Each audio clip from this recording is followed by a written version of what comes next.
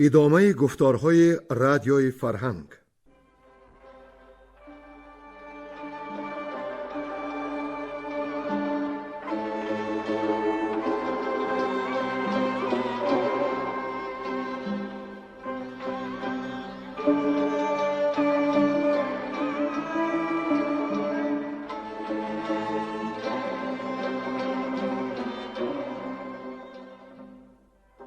بسا رنج بردم در این سال سی، عجم زنده کردم بدین پارسی.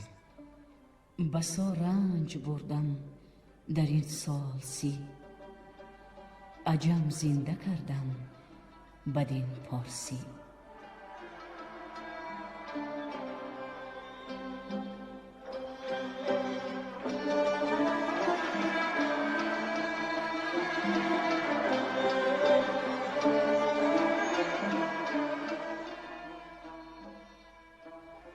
محفل ادبی به استقبال جشن هزاره شاهنامه بیزوال ابوالقاسم فردوسی.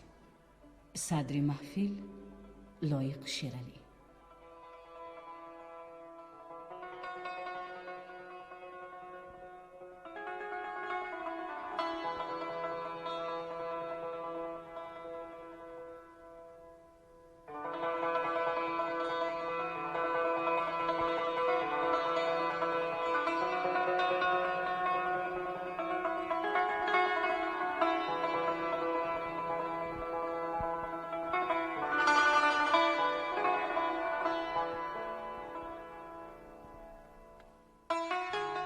شنوندگان ارجمند می‌دانند که ما در گفتار پیشین به جای رسیدیم که رستم با لشکر خویش سخنها گفت و گفت که نخست پیران و برادر و فرزندش به کین کشته می‌شوند و سپس خوابش را تعبیر کرد که افراسیاب بر دست کیخسرو کشته خواهد شد. اگر کار اینطور صورت گیرد، بدون کشتگان زیر پای یک تن به جای نمیماند. اما رستم تاکید کرد که نمیخواهد این سرور انجمن به دست او کشته شود، زیرا از او به جز راستی پیشه‌ای نیست. اما گناهکار را با خواسته به ما سپارند، دیگر کین نباید گرفت. اما گودرز در پاسخ گفت که بدگوهران از راستی می‌گریزند، پیمانشان را دیگرسان می‌کنند، چنان که پیران باری چنین کرد. حالا که کاموس را کشته دید، در آشتی می‌کوبد، اما گفتی او یکسر دروغ است. رستم گفت که این کردار پیران را می‌داند، اما اگر این بار جنگجوی آید، از ما درد و تیمار خویش را خواهد دید. پس رستم و لشکر ایرانیان سوی خیمه خویش و خواب و آسایش رفتند. چون صبح دمید، از درگاه طوس صدای تبیره برآمد. رستم سلاح نبرد پوشید، ایران سپاه رده برکشید. تورانیان نیز لشکر آراستند. شنگول می گفت که او از ایرانیان کین کاموس را خواهد ستاند. پیران چون این حرفها شنید، از رزم تهمتن سر آزاد کرد و به هومان گفت که روزگار به کام دل ما کار میکنند. بعد پیش رستم آمد و گفت که پیام او را به پیر و جوان داده است و آنها در فرجام گفته‌اند که گنج و خواسته میدهند، اما گناهکار را نه، زیرا گناهکار خویش افراسیاب است. رستم بر او برآشفت که دروغزن و فریبگری، عاقبت به خون خویش بغلطی. پیران باز بر رستم گفت که امشب با انجمن سخن میگوید و با سری کینه‌خواه و دل پردروغ میان سپاه آمد. چون پیران برگشت، هر دو گروه به جنگ پرداختند. رستم گفت که امروز رزم بزرگی در پیش است. سپاه بر رستم پاسخ داد که چنان می جنگند که نامشان تا رستاخیز باقی بماند. اینک دنباله داستان را بشنوید. گویندگان بیرنگ کهدامنی گلنسا زمانی، نظر یزدانی، ساربان و کمینه.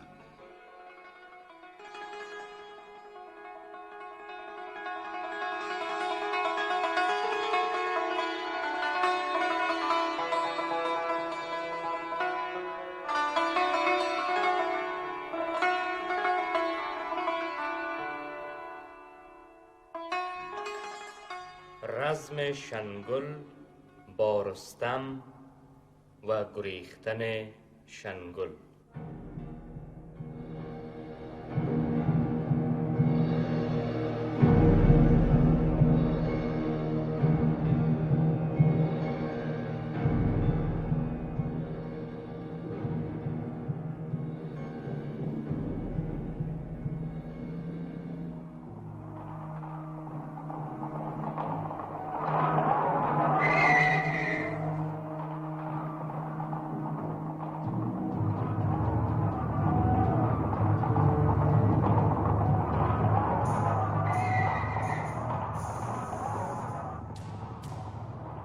بغرید شنگل و پیش سپاه، منم گفت گردافگن رزم خواه.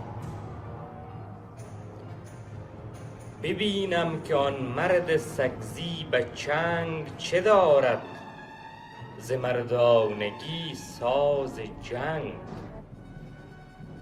براند اسب تا جایگاه نبرد، در آمد به میدان و آواز کرد که آن جنگجو مرد سگزی کجاست، همانا گر آید به جنگم رواست.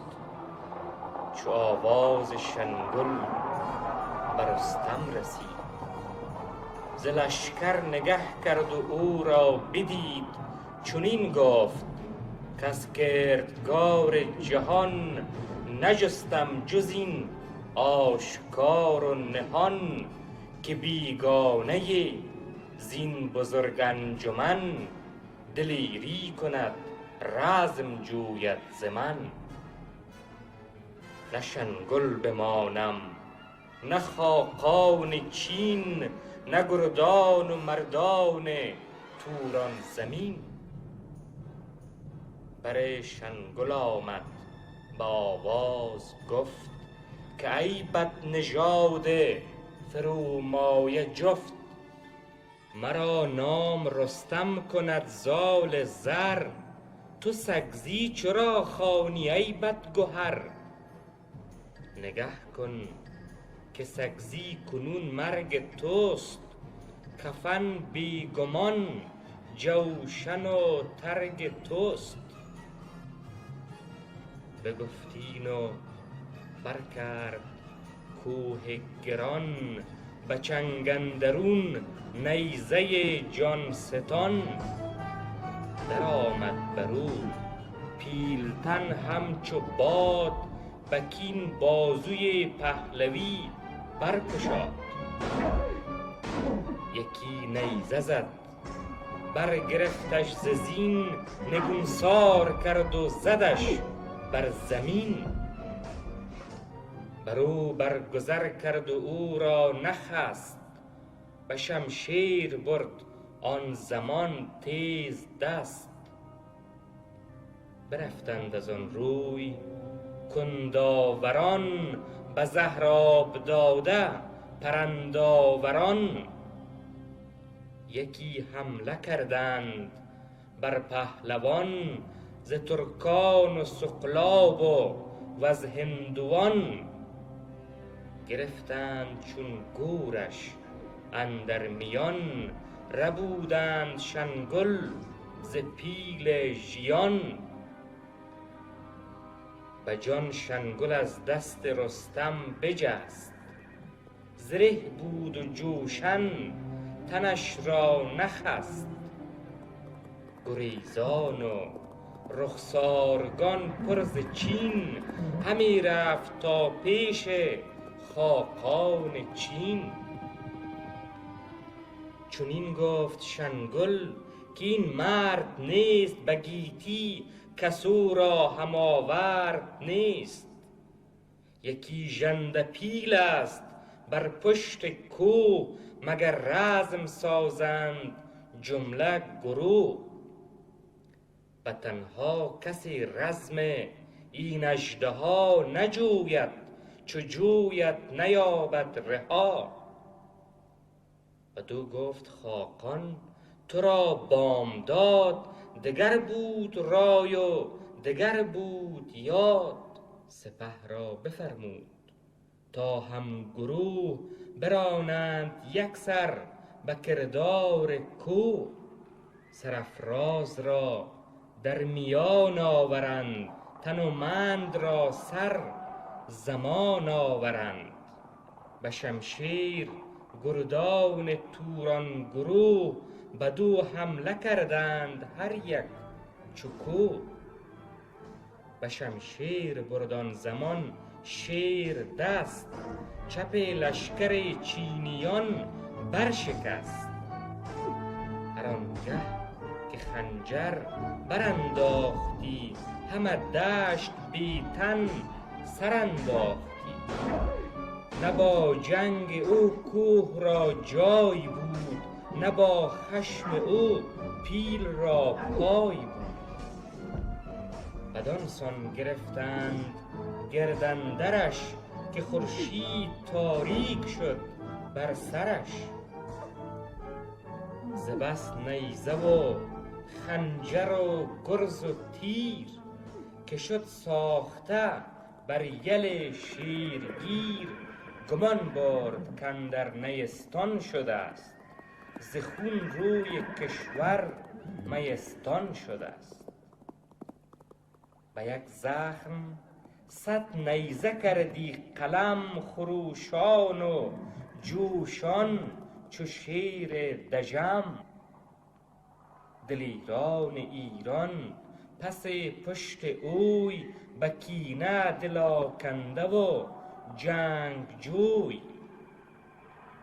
ز بس نیزه و گرز و کوپال و تیغ، تو گفتی هوا ژاله بارد ز میغ. ز کشته همه دشت آوردگاه، تن و دست و سر بود و ترگ و کلاه. بلند آسمان چون زمین شد ز خاک، بسی گردن و بر شده چاک چاک. چنین گفت لشکر همه هم گروه، که از کشتگان گشت هامون چو کوه. ز چینی و شکنی و از هندوی، ز سقلاب و هری و از پهلوی. سپه بود بر خاک و دریا و کوه، ز یک مرد خسته شده هم گروه. که با او به جنگ اندرون پای نیست، چنو در جهان لشکر آرای نیست. کسی کو زند زین سخن داستان، نباشد خردمند هم داستان. که پرخاش جویان سره 100,000، بسنده نبودند با یک سوار. از این کین بد آید به افراسیاب، ز رستم کجا یابد آرام و خواب. همانا که ما را نکوهش کند، چو از رزم جویی پژوهش کند. و دیگر که او را به خشم آوری، رهایی نیابد سر از داوری.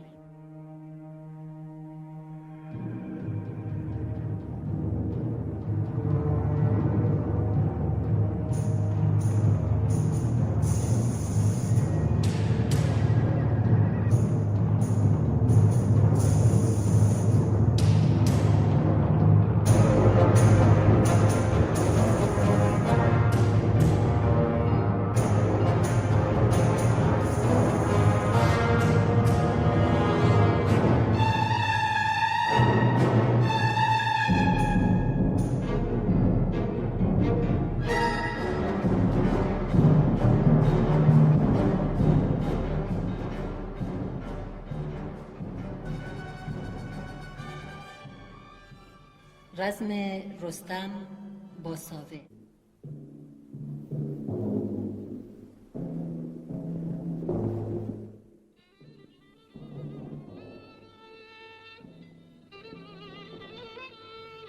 چنین گفت رستم به ایرانیان که از این جنگ ما را نیامد زیان.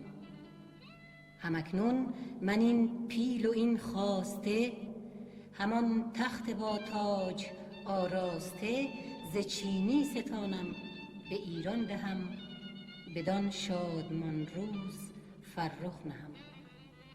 نخواهم ز ایرانیان یار کس، پی رخش و ایزد مرا یار بس. یکی را ز سغلاب و شغنان و چین، نمانم که پی برنهد بر زمین. که امروز پیروزی روز ماست، بلند آسمان اختر افروز ماست. بد آید بر ایشان ز گفتار بد، بد آید به پیش بد از کار بد. گریدون که نیرو دهد دادگر، پدید آورد رخش رخشان هنر. بر این دشت من گورسانی کنم، برومند را شورسانی کنم. یکی از شما سوی لشکر شوید، بکوشید و با باد همبر شوید. بکوشید چون من بجنبم ز جای، شما برفرازید سنج و درای. زمین را سراسر کنید آبنوس، به گرد سواران و آوای کوس.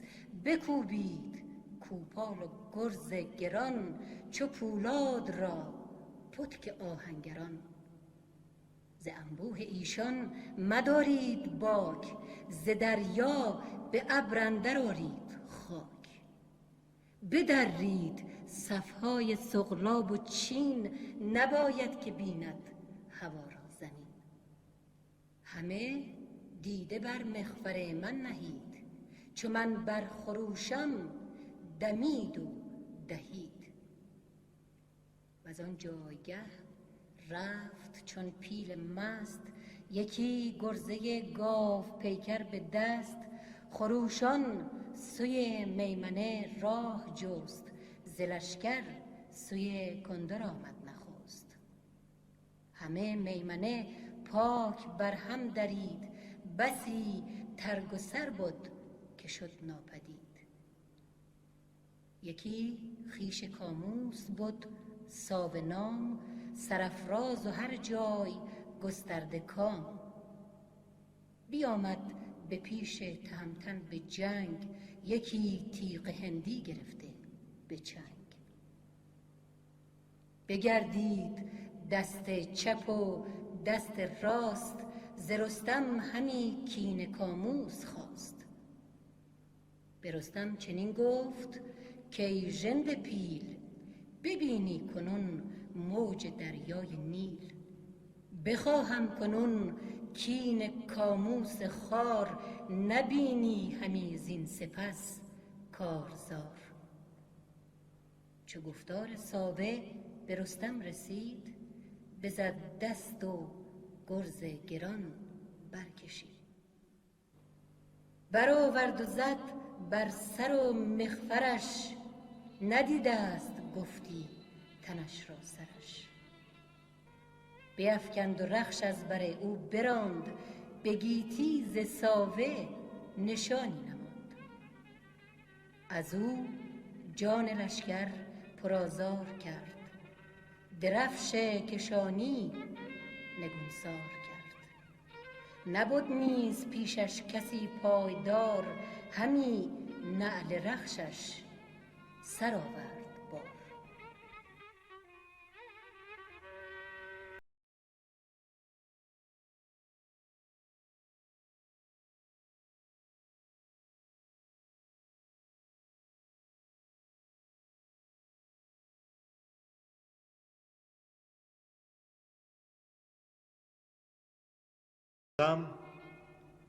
گهار گهانی را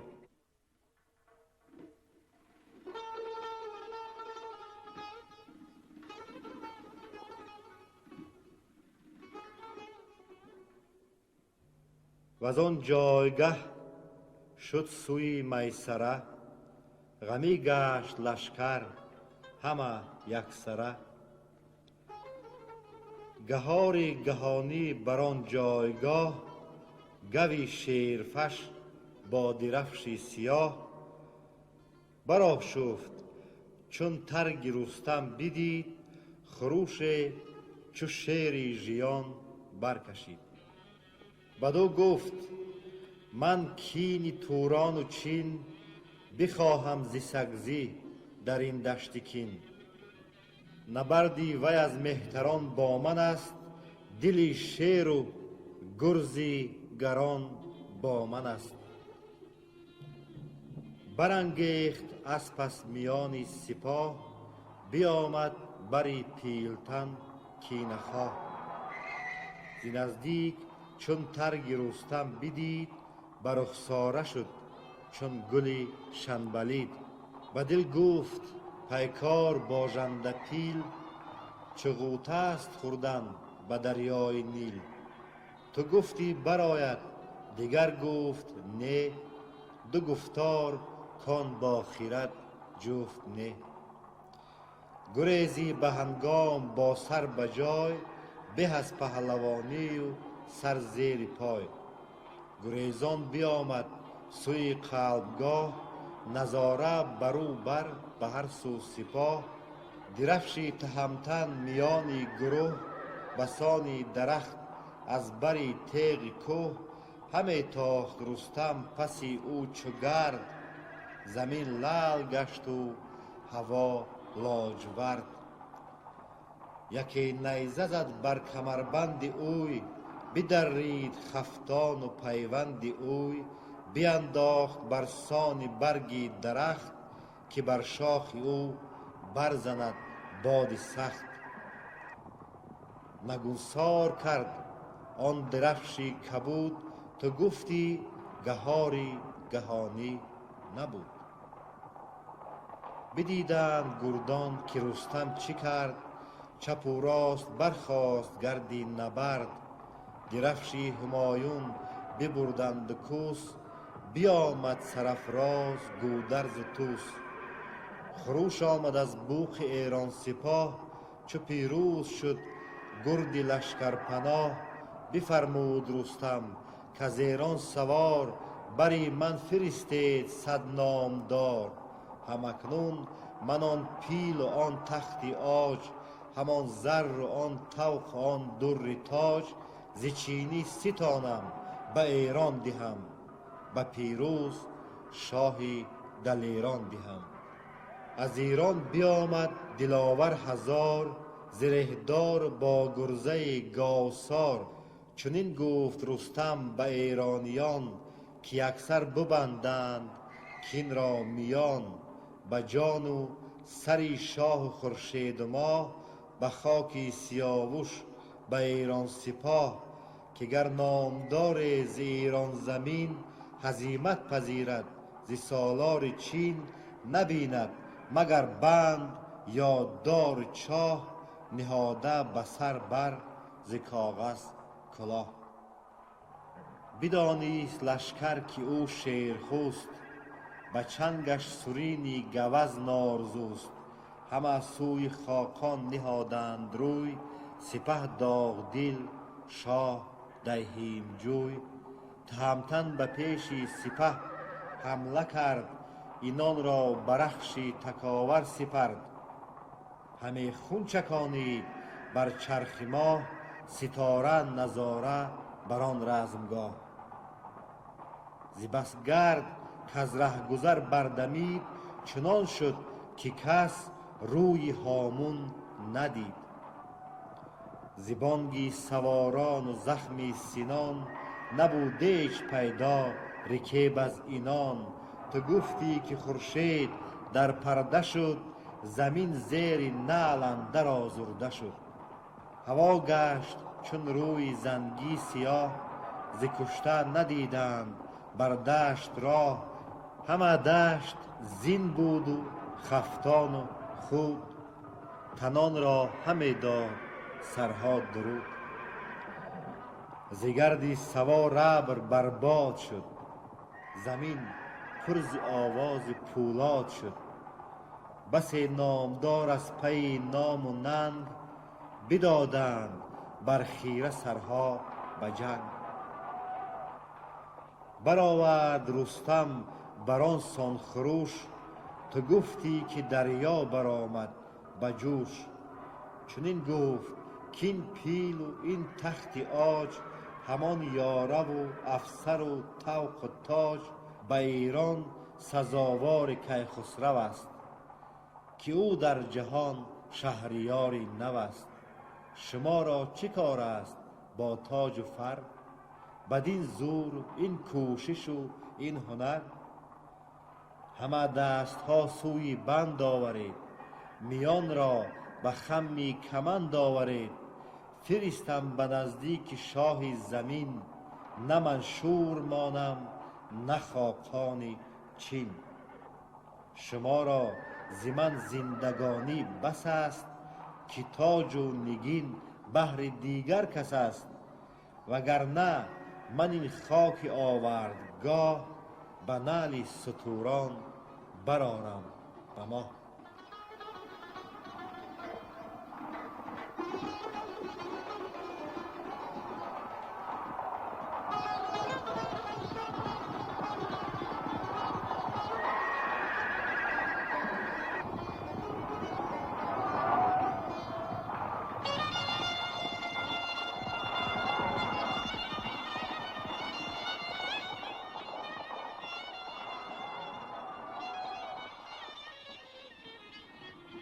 گرفتار شدن خاقان.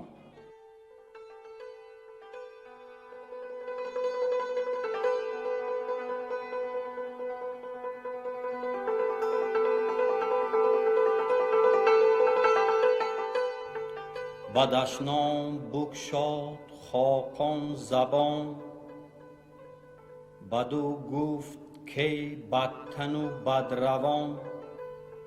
به ایران و آن شاه و آن انجمن، همه زینهارید باید چو من. تو سگزی که از هر کسی بدتری، همه شاه چین بایدت لشکری. یکی تیر باران بکردند سخت، چو بادی خزان بروزد بر درخت.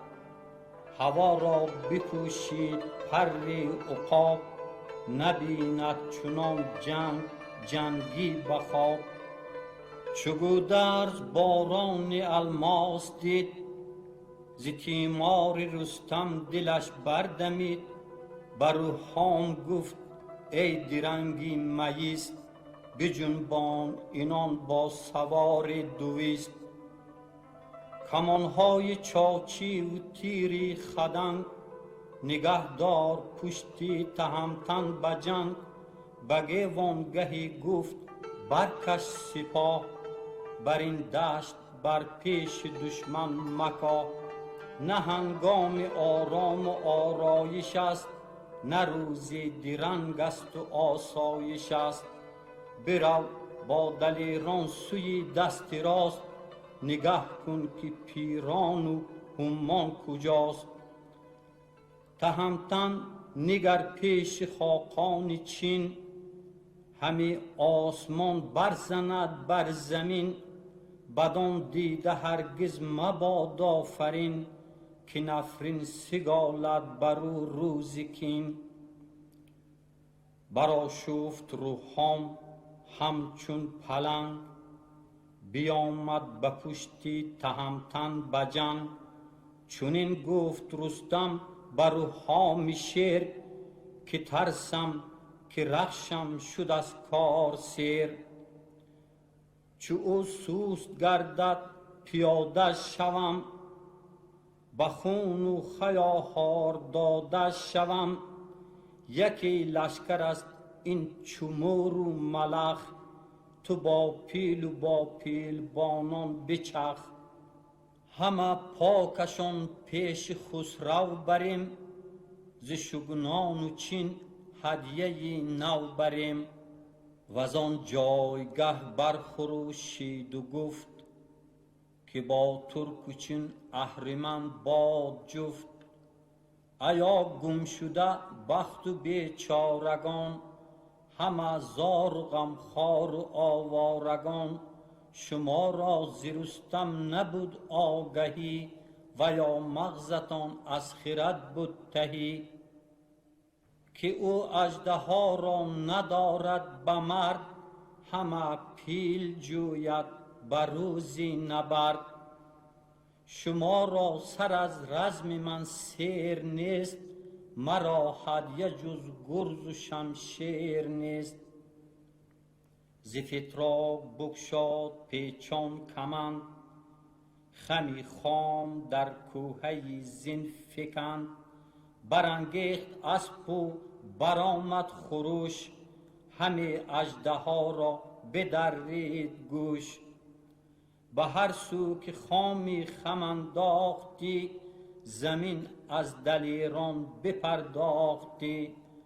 نبودش جز از رزم چین آرزو، به بازو خمی خام و چین در برو.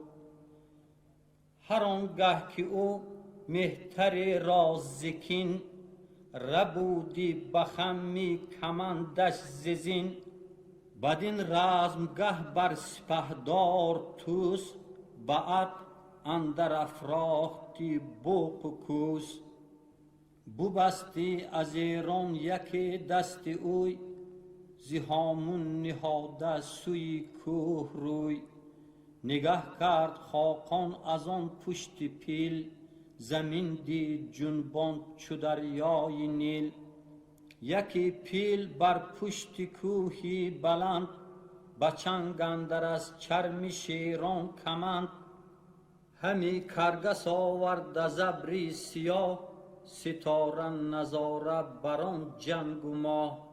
یکی نامدار ز لشکر بجست، که گفتار ایران بداند درست.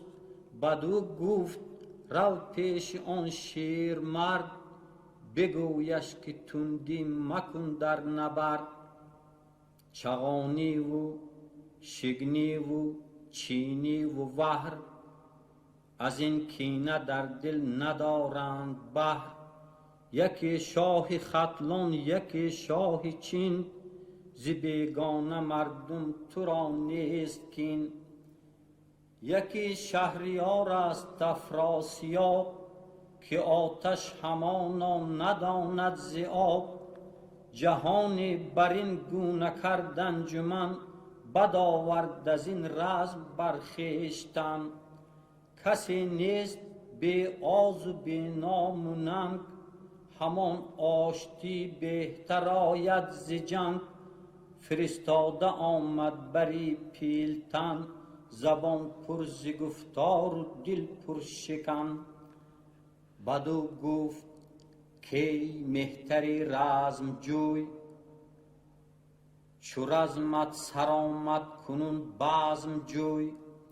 نداری همانا ز خاقان چین، ز کاری گذشته به دل هیچ کین. چو او بازگردد تو زو بازگرد، که اکنون سپه را سر آمد نبرد. چو کاموس بر دست تو کشته شد، سری سرفرازان همه گشته شد. چنین داد پاسخ که پیلان و تاج، به نزدیک من باید و تخت عاج. به تاراج ایران نهادید روی، چه باید کنون لابه و گفتگوی. چو داند که لشکر به چنگی من است، شتاب سپاه از درنگی من است. ببخشم سرش طوق و تاجش مراست، همان پیل با تخت عاجش مراست. فرستاده گفت ای خداوند رخش، به دشت آهوی ناگرفته مبخش. همه دشت مرد است و پیل و سپاه، چو خاقان که با تاج و گنج است و گاه. که داند که خود چون بود روزگار که پیروز برگردد از کارزار. چو بشنید رستم برانگیخت رخش، منم گفت شیراوژنی تاج بخش. تنم زورمند و با بازو کمند، چه روزی فسوس است و هنگام پند. چو خاقان چینی کمندی مرا، چو شیر جیان دست بندی مرا. ببیند گرفتار خواهد شدن، ز جان نیز بیزار خواهد شدن. بینداخت آن تاب داده کمند، سران سواران همه کرد بند. بیامد به نزدیک پیلی سپید، شهنشاه چین شد ز جان ناامید. کجک بر سری پیل زد شاه چین، بغرید چون تندری فرودین. در آورد بر چنگ ژوپین جنگ، بینداخت بر رستمی تیز چنگ. که شاید بر رستم شکست آورد، سری نامدارش به دست آورد. چو ژوپین بر رستم نشد کارگر، بینداخت رستم کمندش زبر. چو از دست رستم رها شد کمند، سری شهریار اندر آمد به بند. ز پیل اندر آورد و زد بر زمین، ببستند بازوی خاقان چین. پیاده همه راند تا رود شهر، نه پیل و نه تخت و نه تاج و نه مهر. سپردش بدان روزبانان توس، سپهبد به گردون برافراخت کوس. چنین است رسمی سرای فریب، گهی بر فراز و گهی بر نشیب. چنین بود تا بود گردان سپهر، گهی جنگ و زهر است و گه نوش و مهر. یکی را برآری به چرخی بلند، یکی را کنی خوار و زار و نژند. یکی را ز ماه اندر آری به چاه، یکی را ز چاه اندر آری به ماه. یکی را برآری و شاهی دهی، یکی را به دریا به ماهی دهی. نه با آنت مهر و نه با اینت کین، که بهدان تویی ای جهان آفرین.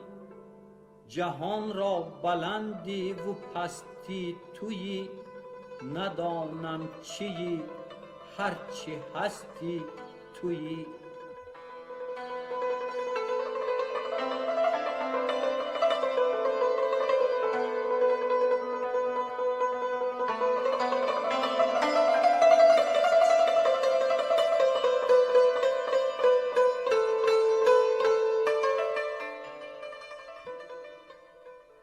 شکسته شدن سپاه تورانیان.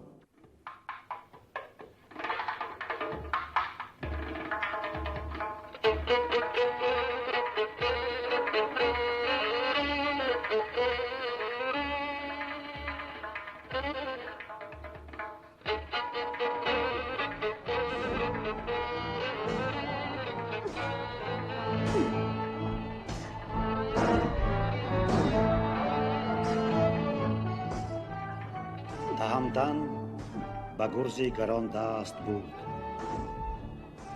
بزرگش همانا همان بود خود. چنان شد در و دشت آوردگاه، که شد تنگ بر مور و بر پشه راه. ز بس کشته و خسته شد جوی خون، یکی بی سر و دیگری سرنگون. چو آن بخت تابنده تاریک شد، همانا به شب روز نزدیک شد. برآمد یکی باد و ابر سیاه، بشد روشنایی ز خورشید و ماه. سر از پای دشمن ندانست باز، بیابان گرفتند و راهی دراز. نگاه کرد پیران بدان کارزار، چنان تیره بود گردش روزگار. به منشور و فرتوس و خاقان چین، بدان نامداران توران زمین. درفش بزرگان نگونسار دید، به خاک اندرون خستگان خار دید. به نستیهن گرد و کلباد گفت، که ژوپین و خنجر بباید نهفت. نگونسار کردان درفش سیاه، برفتند پویان و بیراه و راه. همه میمنه گیو تاراج کرد، در و دشت چون پر دراج کرد. بجست از چپی لشکر و دست راست، بدان تا بداند که پیران کجاست. چو او را ندیدند گشتند باز، دلیران سوی رستم کینه ساز. تبه گشت اسپان جنگی زیکار، همه خسته و رنجه در کارزار. برفتند با کام دل سوی کوه، تهمتن به پیش اندرون با گروه. تن از جنگ خسته دل از رزم شاد، جهان را چنین است ساز و نهاد. همه ترگ و جوشن به خون و به خاک، شده غرق و برگستوان چاک چاک. پر از خون سر و پا و تیغ و رکیب، ز کشتن نپیدا فراز و نشیب. چنین تا به شستن بپرداختند، یکی از دیگر باز نشناختند. سر و تن بشستند و دل شسته بود، که دشمن به بندیگران بسته بود.